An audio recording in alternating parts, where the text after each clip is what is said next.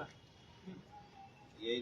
आज हा नवनाथ वाघमारे मराठा समाजाच्या आया बहिणीबद्दल गरळ वाकणाऱ्या आज पंचमी निमित्त नवनाथ वाघमारे यांना आम्ही बांगड्या आणि साडीचे भेट देत आहे. नवनाथ वाघमारे घराला कुलूप लावून पळून गेला आहे. त्या गेटवर साडी आणि बांगड्या आम्ही त्याला भेट देऊन चाललेलो आहे. नवनाथ वाघमारे, तुझ्या दम होता तर तू थांबायचा जालन्यामध्ये, कारण का तुला काल सांगितलं होतं, तुला आव्हान दिलं की आम्ही जालन्यामध्ये येतोय आणि तुझं इथं राहतोय ते बी घर भाड्याचं आहे. भाड्याच्या घरात राहून भाड्या मराठा समाजाच्या आया बहिणीबद्दल गरळ बघतो. तुझा आम्ही निषेध करतो.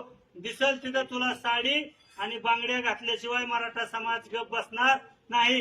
या नवनाथ वाघमारेचं करायचं काय? या नवनाथ वाघमारेचं करायचं काय? दुरी तिरी एक्का,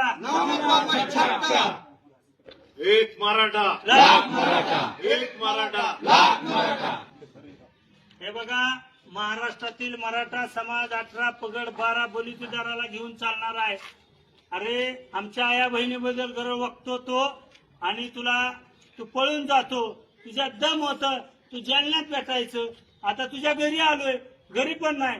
आम्हाला छत्रपती शिवाजी महाराजांचे संस्कार आहेत. छत्रपती शिवाजी महाराजांचा एक आदर्श घेऊन चालतो आम्ही कुठल्याही जातीतील महिलांबद्दल किंवा मुलीबाळांबद्दल बोलत नाही. तू जो चूक केली तुला महाराष्ट्रात दिसत तिथं मराठा समाजातील युवक तुडवणार. 18 पगड जातीतील युवक तुला तुडवल्याशिवाय राहणार नाही. कारण का तू आमच्या माता माऊली बद्दलची गरळ वकलय. तुझा आम्ही निषेध करतो.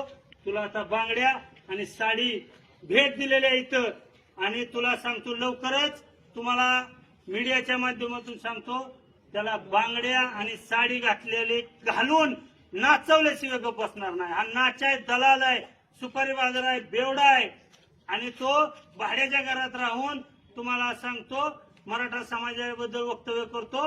आम्ही हा नवनाथ वाघमारेचा निषेध करतो. आता आम्ही त्याच्या घरी येऊन बांगड्या आणि साडी अडकवलेल्या आहे. नवन्या जेव्हा कवा येतील तेव्हा हे घाल, नाही तर तू जेव्हा जिथं दिसल तिथं तुला आम्ही बांगड्या आणि साडी घातल्याशिवाय राहणार नाही. आणि